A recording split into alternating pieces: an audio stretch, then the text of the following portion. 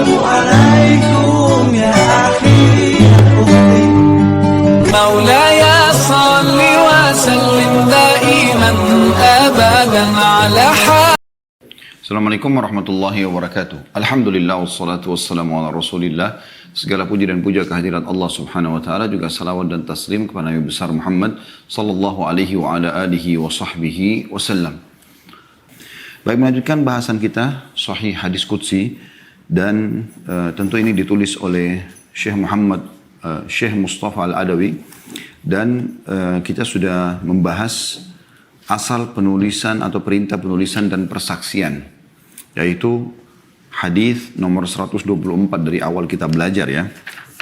Dan hadis ini berbicara tentang awal penciptaan Adam alaihissalam, bagaimana beliau bersin, lalu kemudian dijawab oleh Allah subhanahu wa ta'ala pada saat dia mengatakan Alhamdulillah. Kemudian juga pada saat itu Allah subhanahu wa ta'ala menyuruh Adam alaihissalam untuk pergi ke sekelompok malaikat untuk mengucapkan salam. Lalu mereka menjawab, lalu kata Allah subhanahu wa ta'ala itu adalah ya, salam untukmu dan juga keturunanmu. Dan juga bagaimana diperlihatkan kepada Adam AS keturunannya, dan masing-masing ada catatan ya, di bagian wajahnya tentang umurnya. Dan sampai Adam AS melihat ada satu dari keturunannya umurnya cuma 40 tahun. Dan dia yang paling bercahaya, yaitu Daud AS. Maka Adam pun bertanya kepada Allah SWT.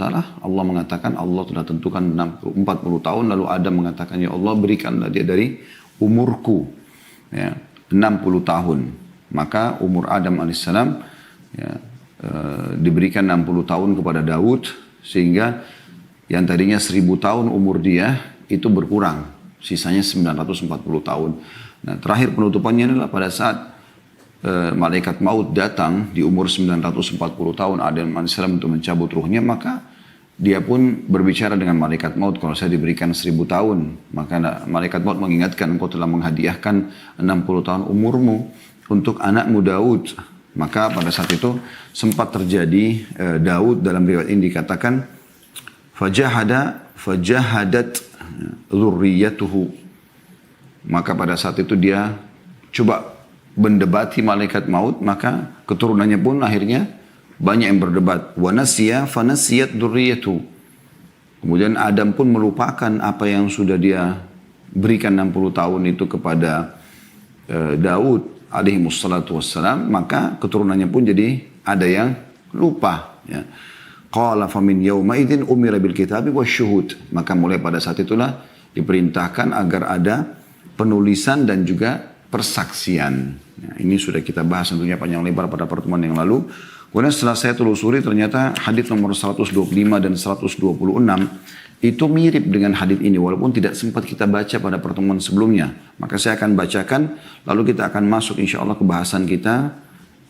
Saya akan bacakan 125 dan 126 dari hadis Qudsi ya. Jadi teman-teman yang pegang buku, maka kita akan baca karena ini mirip dengan penjelasan hadis nomor 124. Dan bahasan kita insya Allah pada pagi menjelang siang ini di 127 ya. Saya akan bacakan dulu 125 karena memang hadisnya ini walaupun menguatkan hadis 124 tapi belum kita baca. Nah, yaitu ucapan Allah SWT kepada Adam, yarhamukumullah, semoga Allah merahmatimu.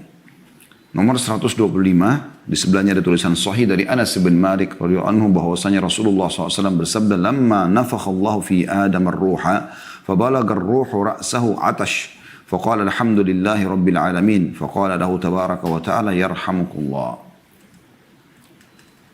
Ketika Allah meniupkan ruh dalam diri Adam, lalu ruh tersebut sampai di kepalanya, maka dia bersin lalu berucap alhamdulillahi rabbil alamin. Maka Rabb tabaraka wa ta'ala, Rabb yang maha berkah dan maha tinggi menjawab, yarhamukullah, semoga Allah merahmatimu, diriwayatkan oleh Ibnu Hibban. Dan ini tentu sudah kita jelaskan pada pertemuan sebelumnya ya. Salah satu faedah yang kita ambil dari hadits adalah pentingnya untuk tashmid. Tashmid itu artinya menjawab dan mendoakan orang yang memuji Allah pada saat bersin. Jadi kalau teman atau kerabat Anda atau pasangan Anda atau orang tua Anda, siapa saja bersin, Anda kenal tidak kenal, apalagi di sini syaratnya dia muslim ya. Kalau dia mengatakan bersin alhamdulillah, Anda disunnahkan mengatakan yarhamkallah kalau yarhamkallah, kalau laki-laki yarhamkillah kalau perempuan ya. Jadi ini sunnah Nabi SAW dan ini tashmid namanya. Salah satu dari hak muslim terhadap muslim yang lain. Dan ini hadisnya.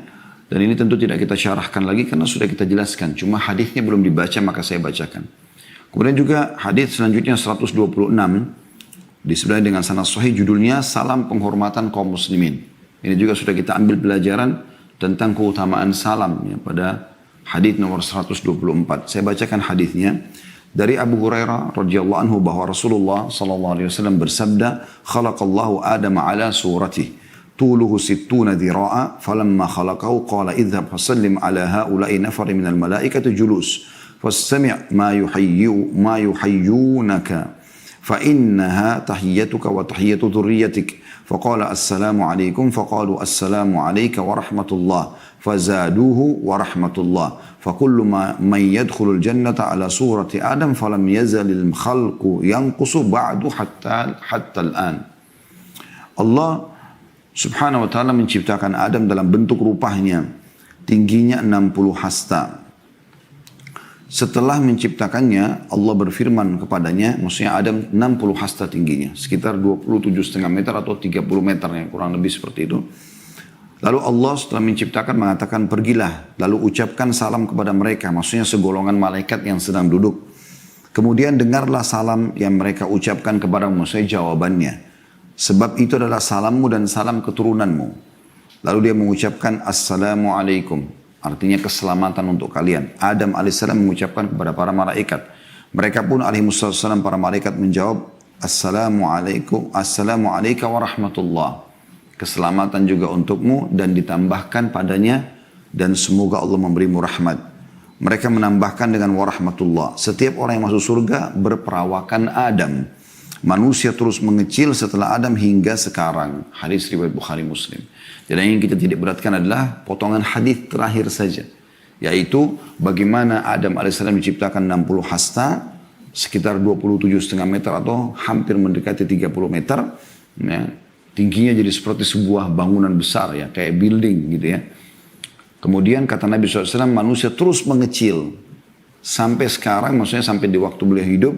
Ada juga yang mengatakan sampai menjelang hari kiamat. Makanya sekarang kalau ada orang yang tingginya 2 meter aja sudah dianggap tinggi sekali di zaman kita kan. 2 meter. Padahal di zaman Adam AS diciptakan 60 hasta. 27,5 meter. Jadi beda jauh sekali. Jadi masih sekitar 25 meter kurang lebih antara kita sama Adam AS. Beda jauh. 25 meter sangat tinggi. Anda kalau punya rumah, biasanya rumah itu normalnya tingginya kan 3 meter ya. Antara lantai ke atap. 3,5 meter. Kalau ada 5 meter itu sudah tinggi sekali. Nah, itu aja sudah luar biasa kalau ada manusia seperti itu. Bagaimana kalau dia ya 27,5 meter. Dan dipastikan bahwasanya kita akan kembali sebagai ahli surga ke perawakan Adam alaihissalam. Jadi nggak ada lagi orang yang pendek, nggak ada lagi orang yang jelek, nggak ada lagi orang yang tua, nggak ada lagi orang yang sakit pada saat masuk surga. Semoga Allah SWT menjadikan kita penghuninya. Baik teman-teman sekalian, kita akan masuk ke bahasan kita. Hadits nomor 127 dengan sanad sahih tentang Nabi Allah Yunus alaihissalam. Ini bahasan kita. Makanya ini ada temukan di flyer seperti itu ya. Dan insya Allah pertemuan akan datang juga kita akan bahas tentang kisah Musa bersama Khidir alaihissalam yang memang ditulis dalam bab kita setelahnya. Baik, saya akan bacakan sebuah hadits yang diangkat oleh beliau, yaitu hadits dari Abu Hurairah radhiyallahu anhu dari Nabi SAW bahwasanya dia, yakni Allah tabaraka wa ta'ala. Jadi hadisnya diskusi. Allah berfirman, la yanbaghi li 'abdin li, dalam kurung wa qala ibnu Muthanna li 'abdi.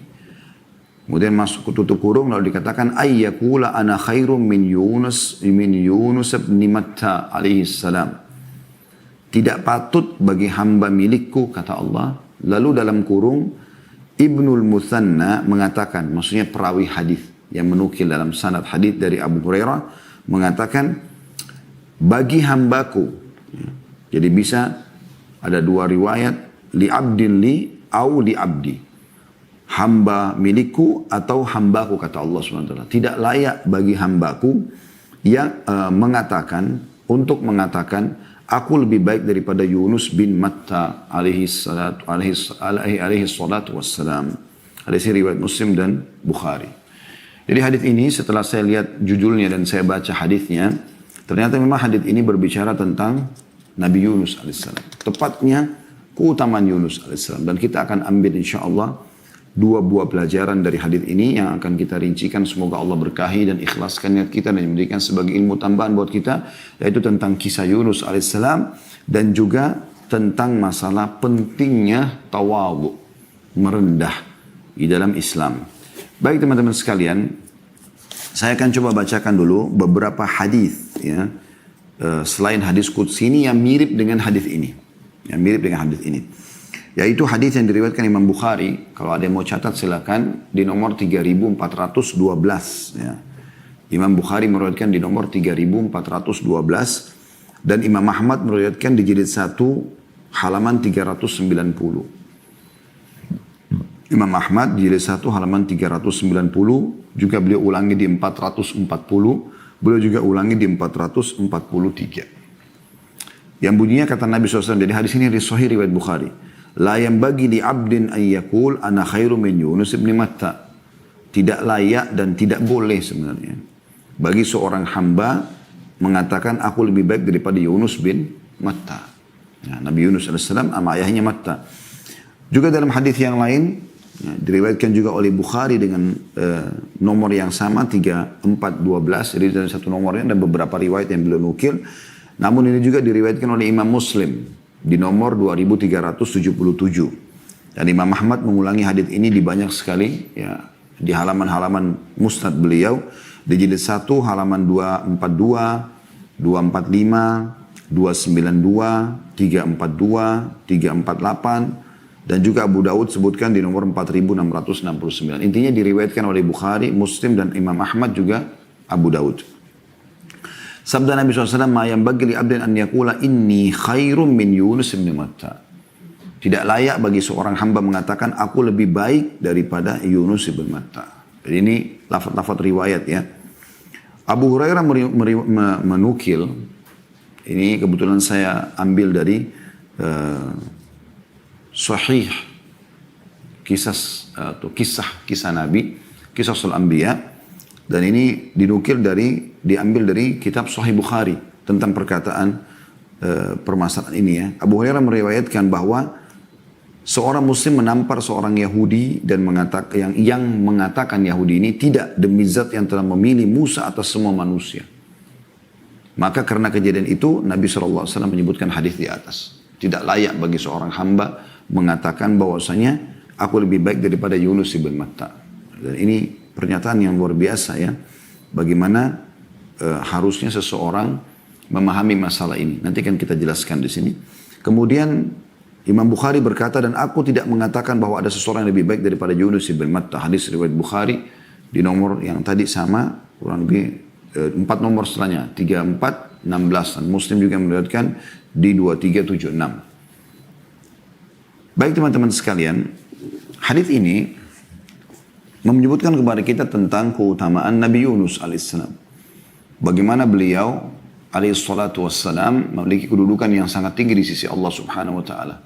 Sampai-sampai tadi ada orang Yahudi mengatakan Musa ya, di atas atau dipilih atas semua manusia. Maka Nabi SAW malah menjawab mengatakan tidak layak seorang hamba mengatakan aku lebih baik daripada Yunus bin Matta. Artinya para nabi-nabi pun tidak boleh mengucapkan itu ya, satu sama yang lain. Kemudian juga apalagi kalau hamba-hamba biasa selain para nabi. Lalu kemudian jadi pertanyaan, kenapa Yunus bin Matta yang diberikan sebagai rujukan di sini? Karena memang beliau punya kisah sebenarnya.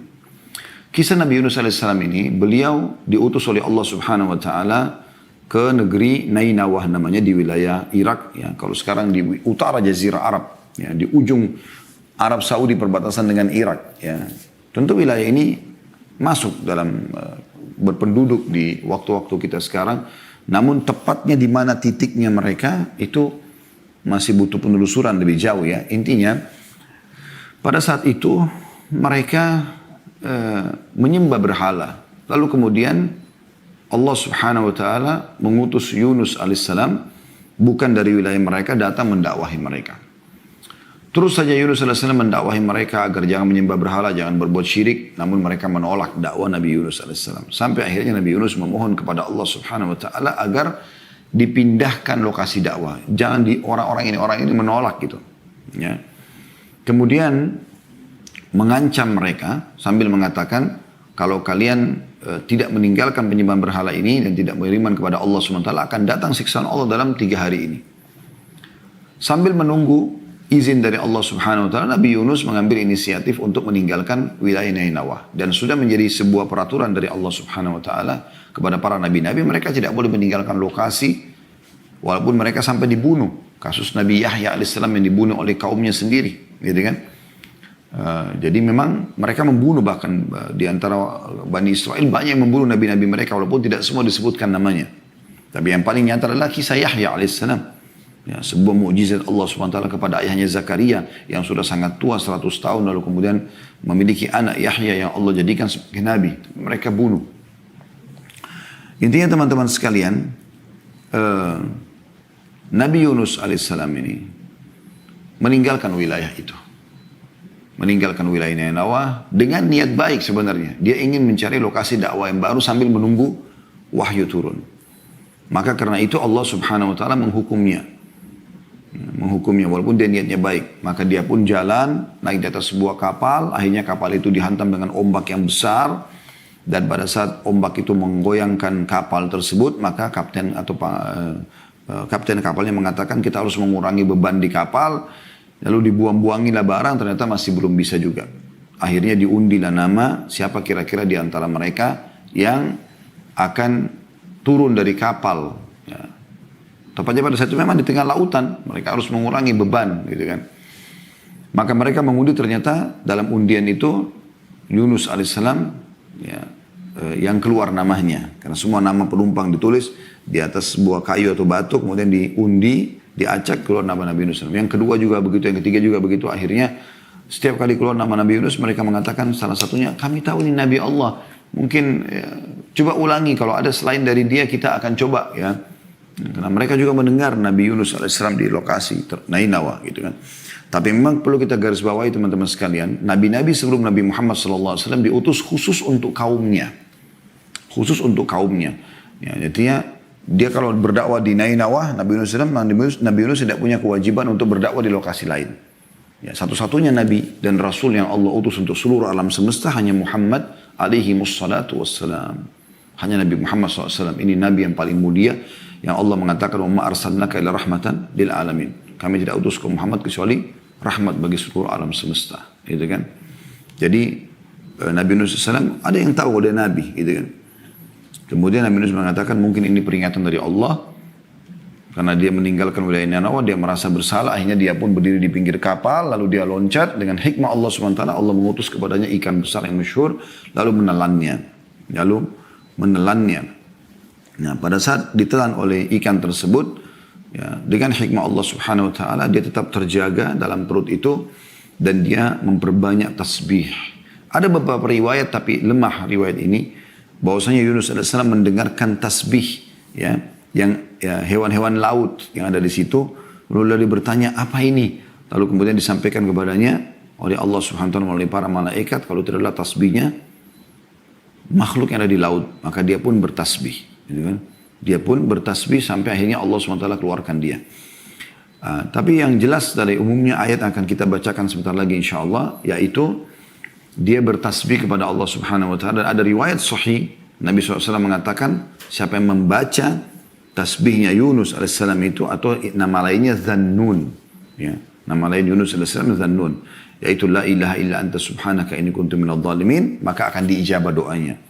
Itu kata Nabi SAW dalam hadis sahih. Maka Yunus SAW terus mengucapkan kalimat ini, la ilaha illa anta subhanaka inni kuntu minadh dhalimin, la ilaha illa anta subhanaka inni kuntu minadh dhalimin. Tidak Tuhan yang berhak disembah kecuali Engkau ya Allah, aku termasuk orang-orang zalim. Maksudnya betul-betul aku mengakui kesalahanku. Ya.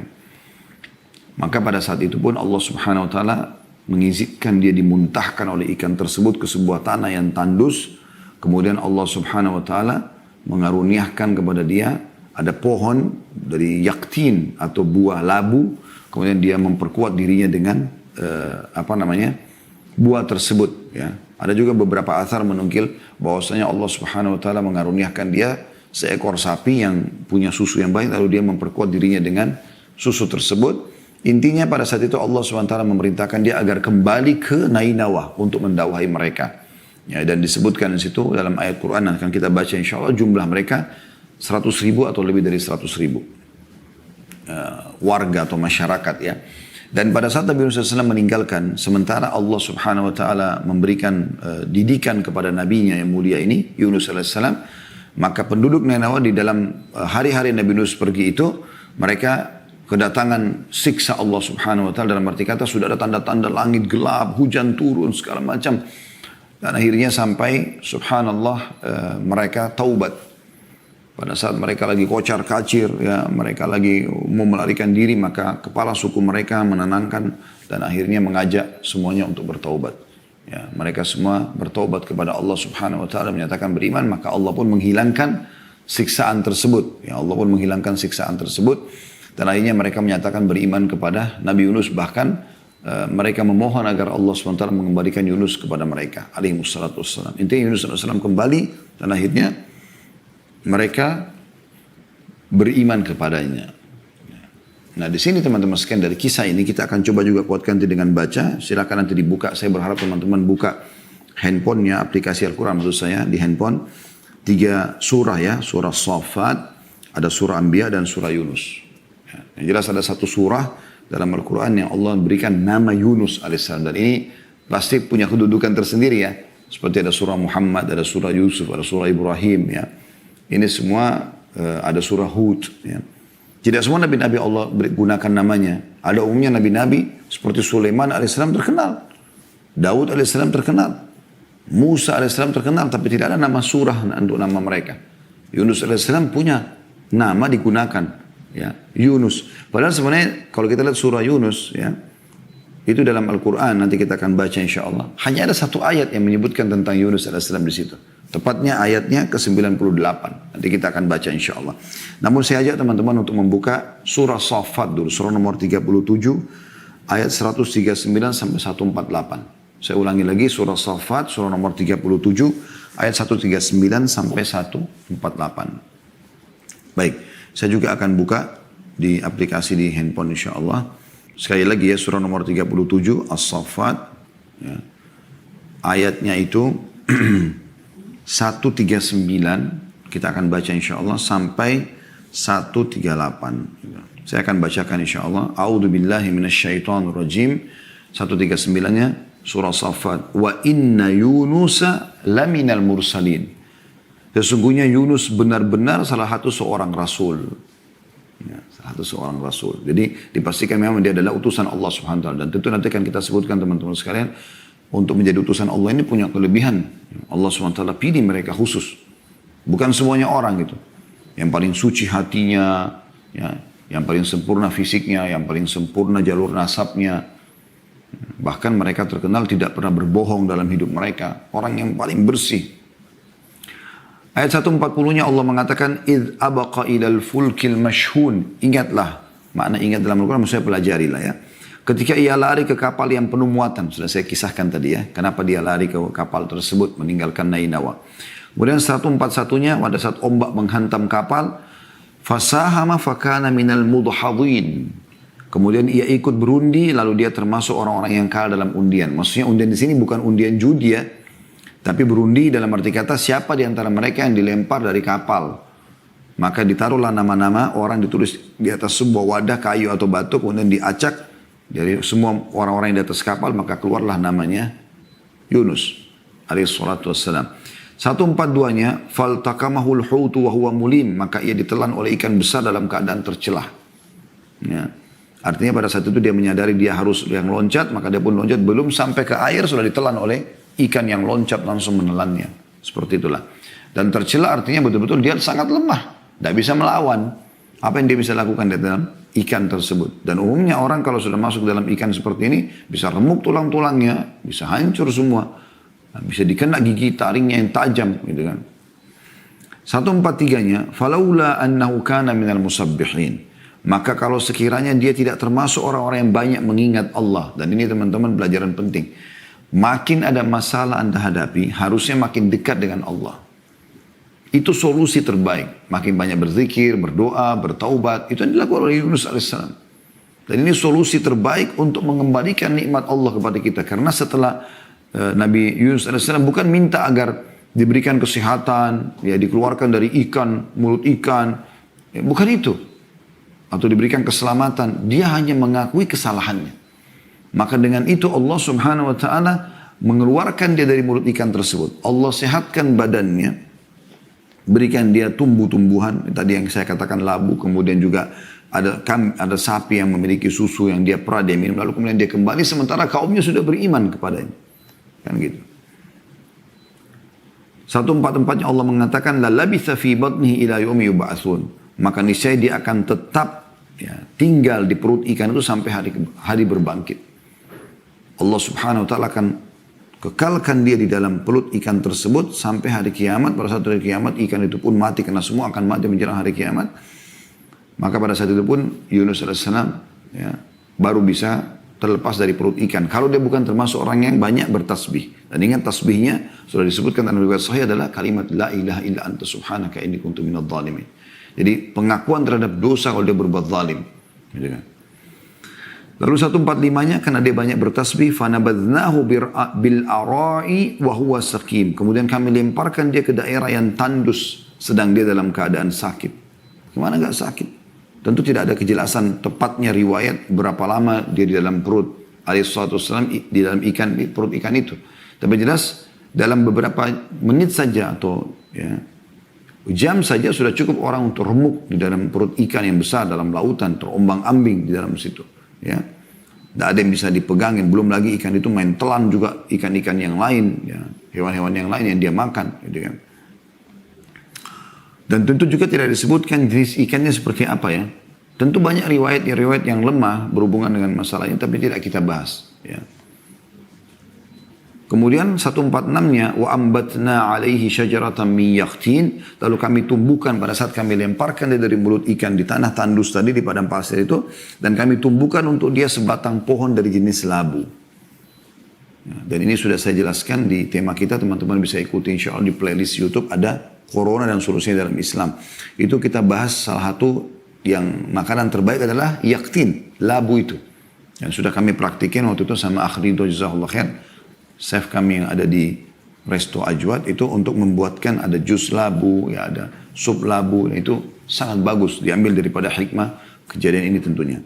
Lalu 147-nya kata Allah wa arsalnahu ila mi'ati alfin aw yazidun, dan kami utus dia kepada 100.000 orang atau lebih. Tentu khilaf di antara ulama tentang masalah apakah 100.000 ini kaumnya atau kaum yang lain. Tapi yang lebih condong ya pendapat ulama yang kami pilih adalah kepada kaumnya kembali, karena kaumnya nanti akan kita bacakan ini ada hubungannya dengan surah Yunus ya, bagaimana Allah selamatkan kaum Yunus dari siksaan justru karena mereka juga taubat kepada Allah Subhanahu wa taala, maka Allah kembalikan Yunus kepada mereka. Kemudian 148 dikatakan fa'amanu famatta'nahum ila hin, lalu mereka beriman. Siapa mereka? Kaumnya Nabi Yunus. Karena itu kami anugerahkan kenikmatan hidup kepada mereka hingga waktu yang tertentu. Maksudnya sampai ajal mereka datang. Ya. Sekarang coba teman-teman kita buka surah Al-Anbiya. Ya, surah nomor 21 dalam Al-Quran. Ini memang berbicara tentang nabi-nabi tentunya. Ayat 87 dan sampai 88. Ya, jadi 2 ayat saja di sini. 87 sampai 88. Tentu di sini banyak sekali ayat-ayat yang dalam surah ini bicara tentang semua hampir nabi-nabi atau mayoritas nabi-nabi disebutkan ya, dari 25 nabi yang wajib kita imani itu.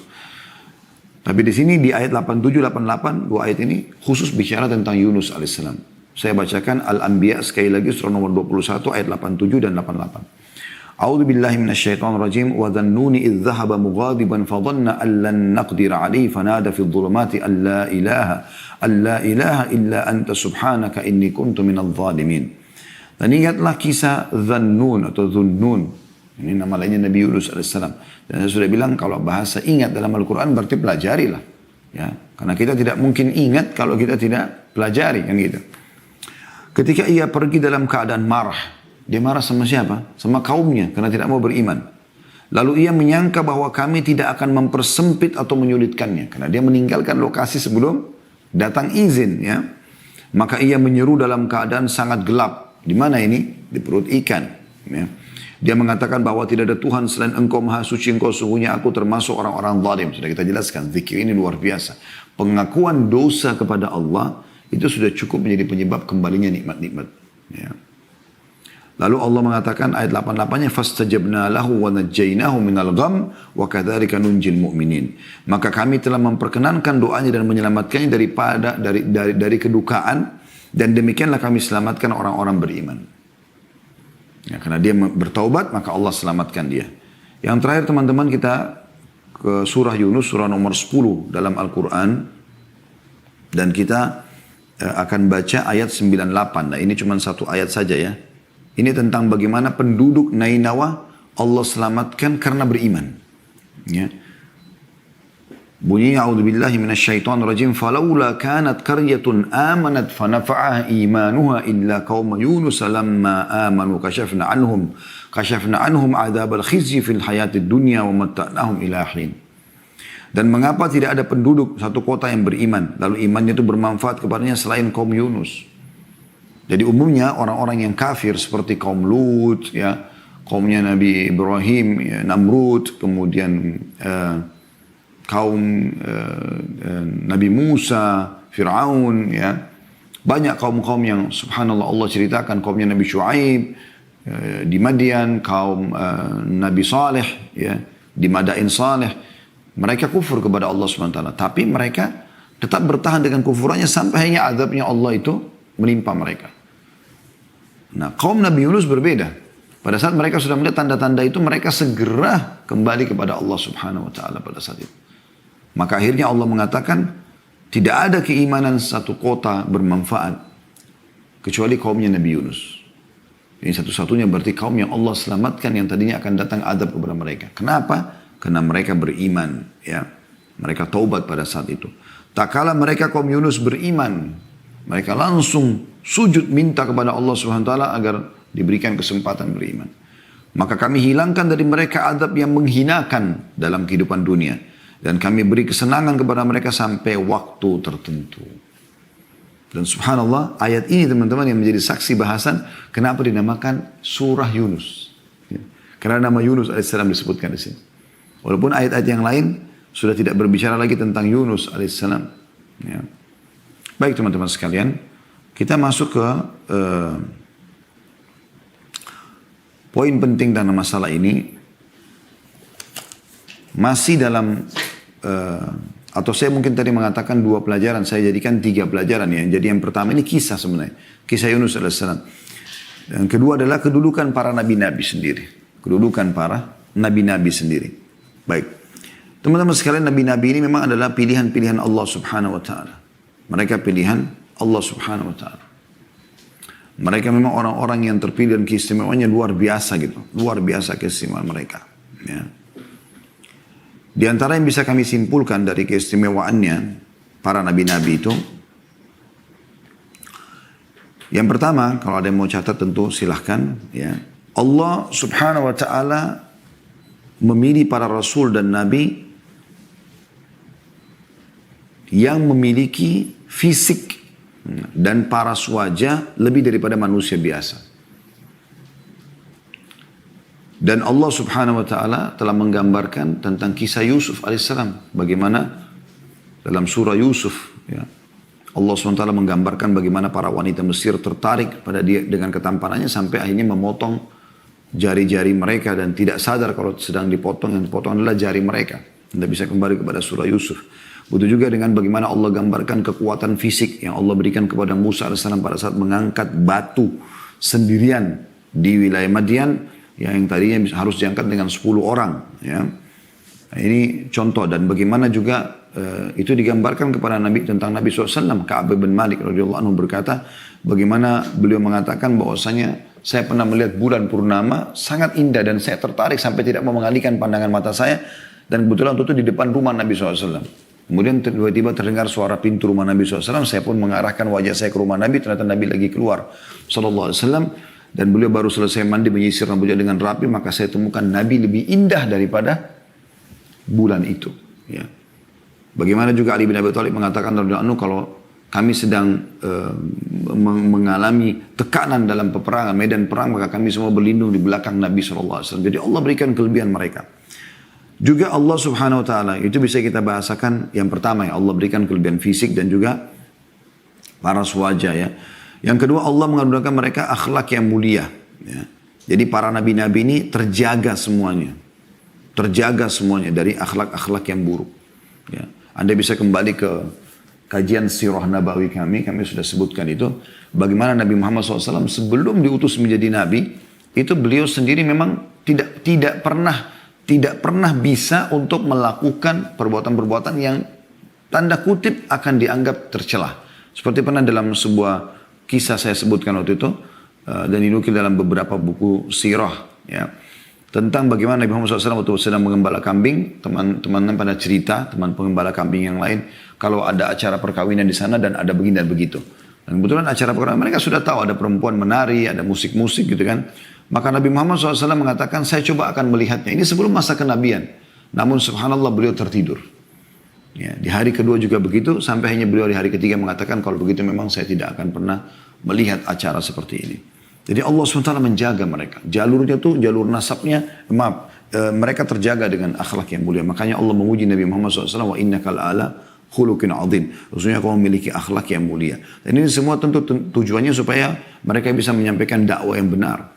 Nah, mereka jadi suri teladan yang baik, mereka santun, mereka ramah, mereka penyabar. Waktu Nabi Muhammad SAW diganggu oleh sebagian orang Badui yang ingin memaksa beliau untuk meminta harta dengan cara kasar, sudah minta uang, lalu kasar kata Nabi SAW, semoga Allah merahmati saudaraku Musa. Beliau sebutkan Musa, ya. Dia telah disakiti lebih daripada ini, lalu dia bersabar. Artinya mereka punya sifat akhlak yang mulia, penyabar itu. Yang ketiga teman-teman sekalian, mereka memiliki jalur nasab yang mulia dan terpandang, ya, terpandang. Ini kedudukan tersendiri lagi. Ya, jadi tidak ada mereka itu dari anak zina, tidak jelas statusnya, semua pasti jalurnya bagus. Yang keempat, para nabi-nabi itu memang orang-orang yang sangat cerdas. Ya. Bagaimana disebutkan dalam Al-Quran kisah tentang Ibrahim AS pada saat berargumentasi, ya, menghadapi Namrud. Bagaimana Musa AS dengan Harun AS pada saat menghadapi Fir'aun berargumentasi depan mereka. Bagaimana Nabi Muhammad SAW menghadapi mereka, ya, orang-orang Quraisy, orang-orang munafik, ya. Sampai pernah ada orang munafik sudah jelas-jelas, ya, yang luar biasa mereka coba, ya,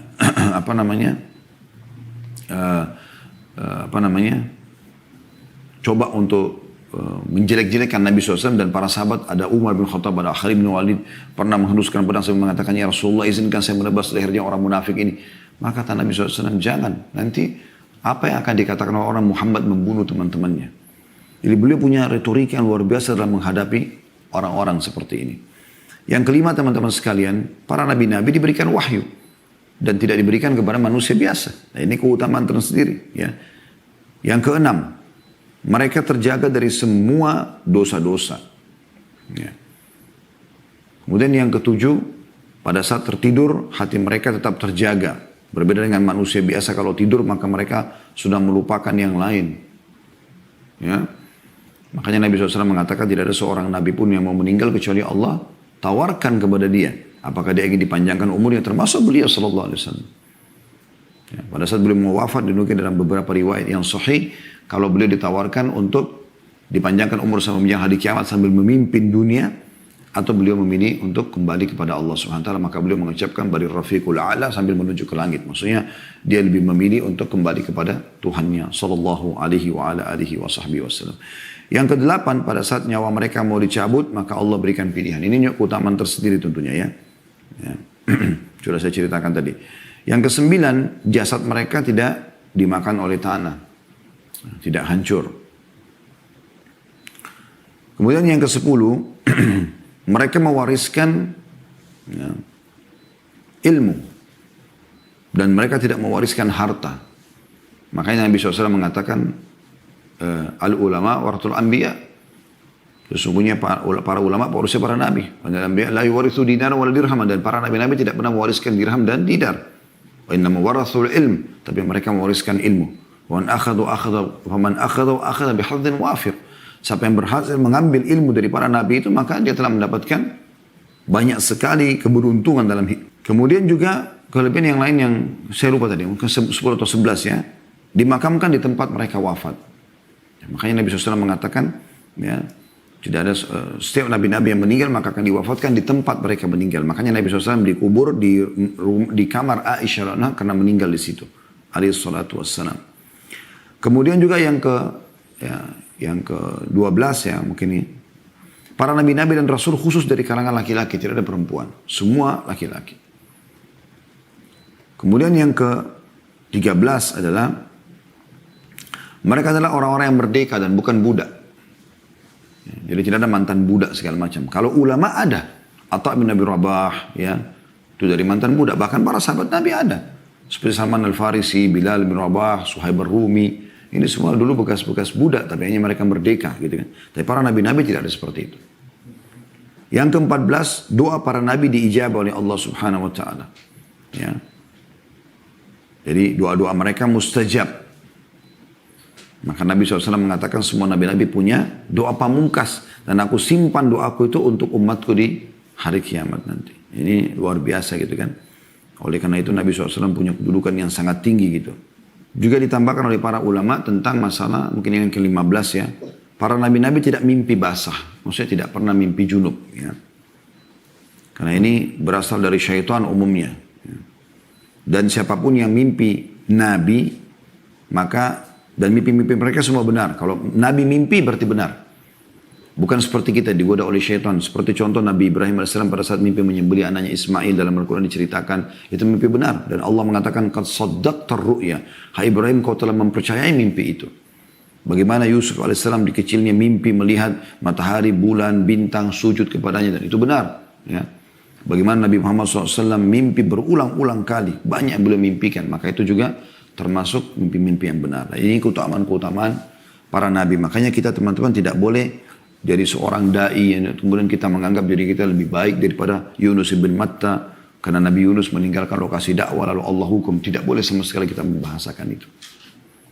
Baik, kita tutup teman-teman dengan faedah yang ketiga, yaitu pentingnya tawadhu. Tawadhu adalah merendah diri dan tidak menganggap remeh orang lain. Kurang begitu seperti itu kesimpulannya ya. Karena melihat waktu saya harus ringkaskan masalah ini. Punya keutamaan banyak sekali. Karena hadis ini penutupannya seperti itu. Jangan ada yang mengatakan saya lebih baik daripada Yunus ibn Matta. Kalau Allah SWT menjadikan ada seorang da'i, orang yang didengar nasihatnya, maka bersyukurlah kepada Allah. Ikhlaskan niat supaya bisa mendapatkan pahala. Di mana Nabi SAW bersabda, "Ma naqasat sadaqatun min malin wa ma zadallahu 'abdan bi afwin illa 'izza wa ma tawadha'a ahadun lillahi illa rafa'ahullah." Ya. Sedekah tidaklah mengurangi harta. Tidaklah Allah menambahkan kepada seorang hamba sifat pemaaf, melainkan akan semakin memuliakan dirinya. Dan juga tidaklah seseorang memiliki sifat tawadhu atau rendah hati, karena Allah, melainkan Allah akan meninggikannya. Hadis riwayat Imam Muslim. Dan ini hadis yang mulia sekali. Bagaimana kalau orang merendah karena Allah SWT, makin Allah berikan ilmu, makin Allah berikan harta, maka makin dia merendah. Bukan makin sombong. Ya. Jadi itu diambil dari pelajaran ini. Ya. Begitu juga dengan sabda Nabi SAW dalam hadis riwayat Muslim, wa inna Allah auha ilayya an tawadhu.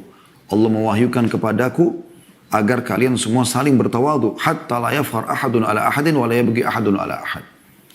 Janganlah seseorang menyombongkan diri satu sama yang lain, ya, itu wahyunya Allah kepada Nabi Muhammad SAW.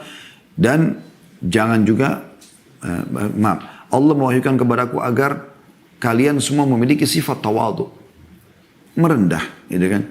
Dan jangan sampai berbangga diri atau menyombongkan diri terhadap orang lain dan melampaui batas terhadap orang. Agar jangan sampai melampaui batas orang. Jadi banyaknya orang melampaui batas, mengambil hak orang lain justru karena masalah tidak tawadhu. Ya, tidak tawadhu. Dan ini cukup banyak contoh dari Nabi SAW bagaimana beliau sangat bertawadhu.